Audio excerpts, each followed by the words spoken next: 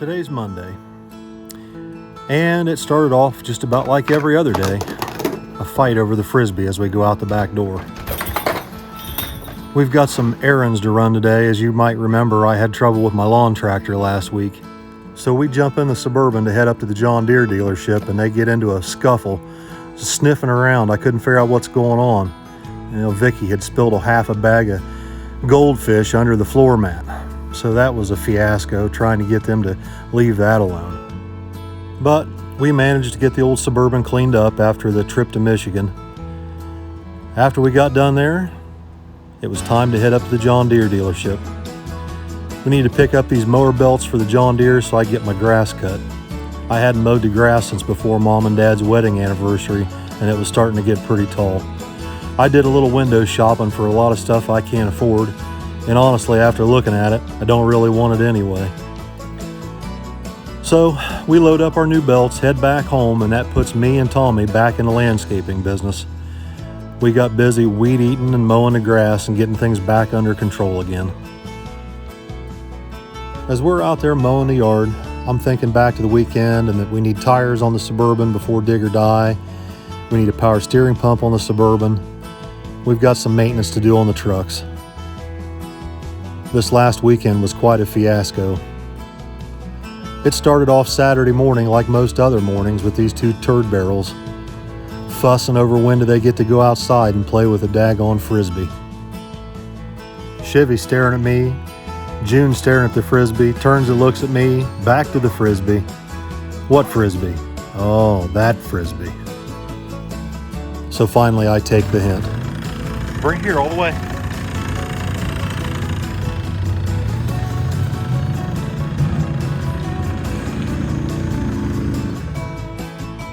After I had the dog satisfied, I walked up on the starting line, said hi to Megan, Junior, Mike Assad, and took a look at the track. We'd never been here before. Neat little place, concrete launch pad, and then the rest of the track is blacktop. Reminds me a lot of Marion County, but still a little bit better on the back end than Marion is.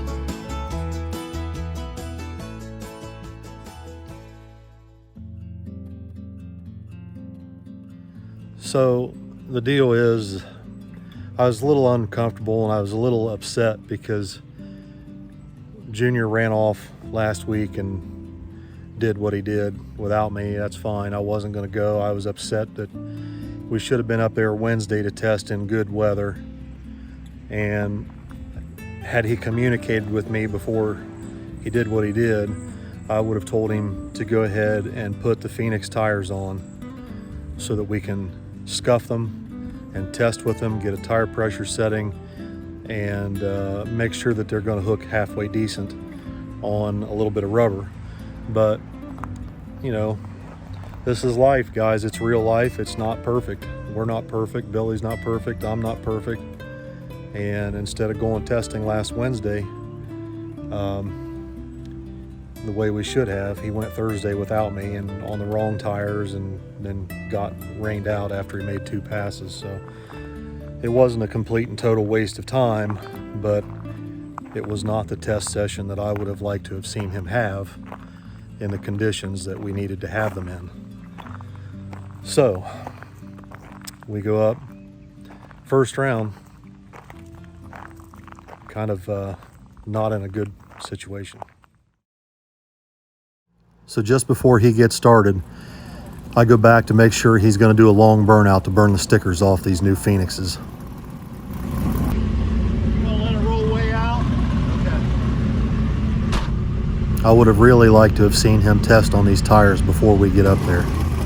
But it is what it is. We got to do what we got to do now.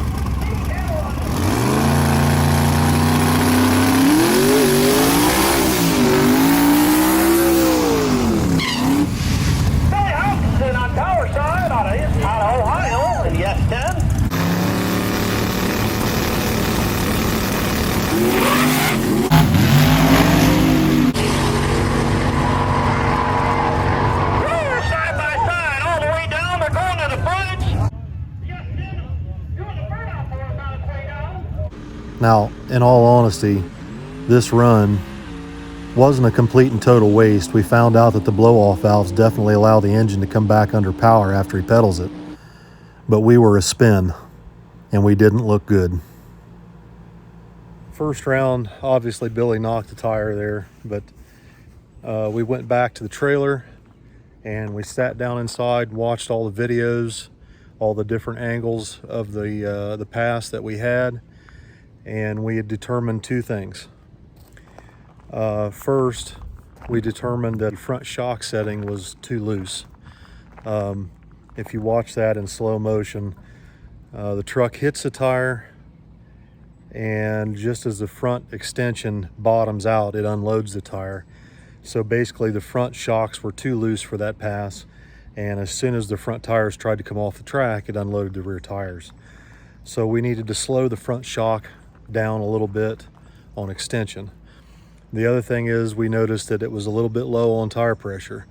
So Billy put about a half a pound of air in them, and we go back up for round two to try our luck in the left-hand lane again. Just before we were getting ready to make our second pass, second round, somebody had leaked a bunch of water on the track. Luckily it wasn't fuel, it wasn't oil, it was just water, which in all honesty just cools the surface down and tightens it up a little bit. So we've made our adjustments to the truck, we've made our adjustments to the front shocks and a half pound more air in the rear tires, and we swing for the fences.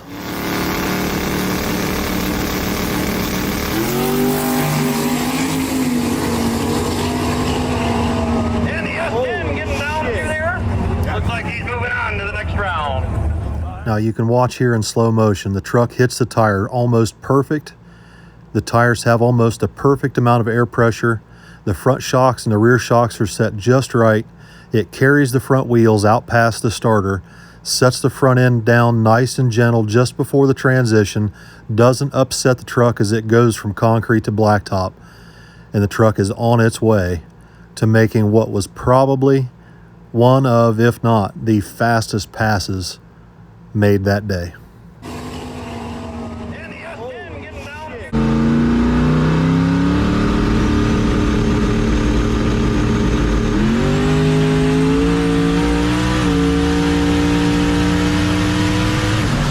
Now Billy's truck does not have a front motor plate or a mid plate, so the front frame is stock S-10, and you can clearly see by the movement of the up pipe through the hood how bad the truck twists the frame when it leaves the starting line.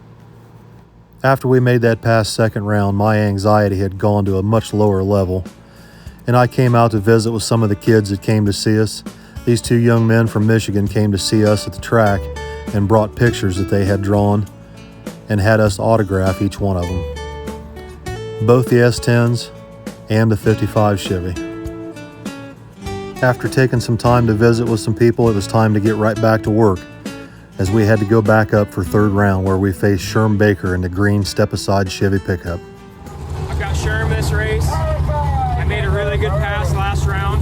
I'm pretty happy with it. I don't think anybody's went as fast as we have yet. I'm going to leave the tune-up alone, and I got 6 on the scramble if he sneaks up beside me. So we'll see. It's always a good race between me and Sherm. Sucks it wasn't in the final, but oh well.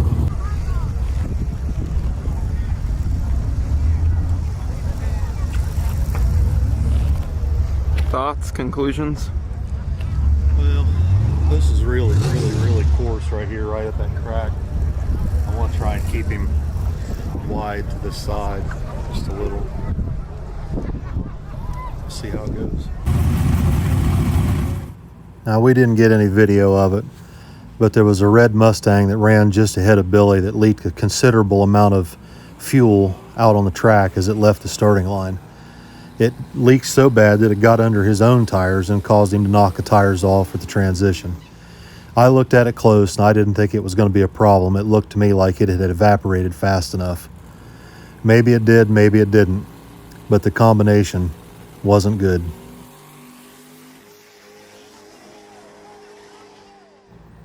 Now, as you watch here in slow motion, you can see the right front tire is just to the outside edge of the tire groove.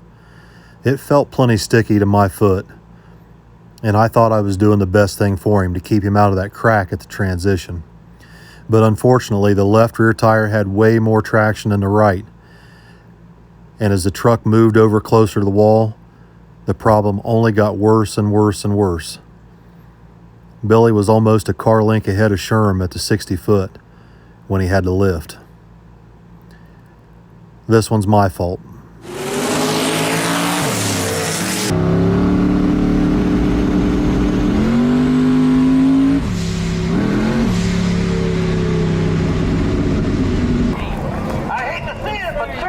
Damn it, man. Moving on to the next round.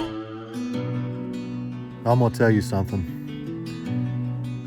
Getting your ass kicked like that makes for a damn long ride home.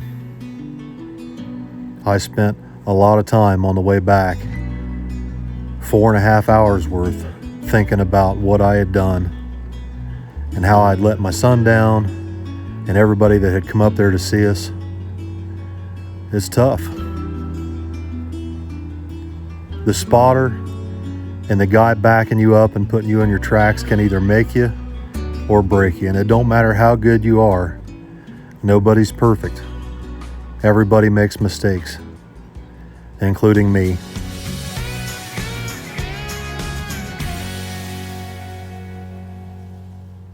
So we're planning a big trip down to North Carolina this weekend for Dig or Die. So we've got some service work to do on the dually and the Suburban, changing oil and transmission fluids, getting everything ready to go to make the trip. All done? Yep. Changed oil, changed transmission fluid. Yep. Did you check the coolant level in it? I haven't checked the coolant level. All right, let's do that. I'm sorry about this last weekend, buddy. That was my bad. It happens. Just try to do our best to not make it happen again. I feel like sometimes you're thinking so far ahead that you're trying to do the right thing, but sometimes it just don't work out that way, I guess.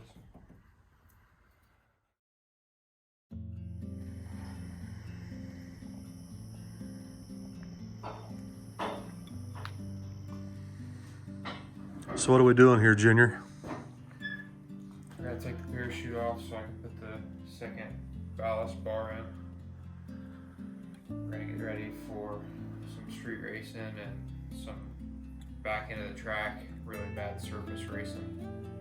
So need to get a good tune up for that kind of shit. So we haven't really done it with this engine yet. We've just been on the front side of the track. So need to start testing. So the plan is possibly Dig or Die this weekend. We're looking at the forecast down there, and the percentages of rain are coming up. And it's still up in the air. But there's some other events going on up here locally that we may try and hit if the rain doesn't look like it's going to miss Dig or Die. Regardless, it's going to be back into the track. So we're going somewhere this weekend. We should be going to Dig or Die, but it's hard to tell. If the rain doesn't look like it's going to miss Dig or Die, we may go someplace else. So I'm going to try to get ready for the street and street-like events. he wants to get back on the street here pretty soon and back into the track events. So we may even go testing tonight. Not sure yet. So we're gonna hop off here, finish this video up, and get it posted.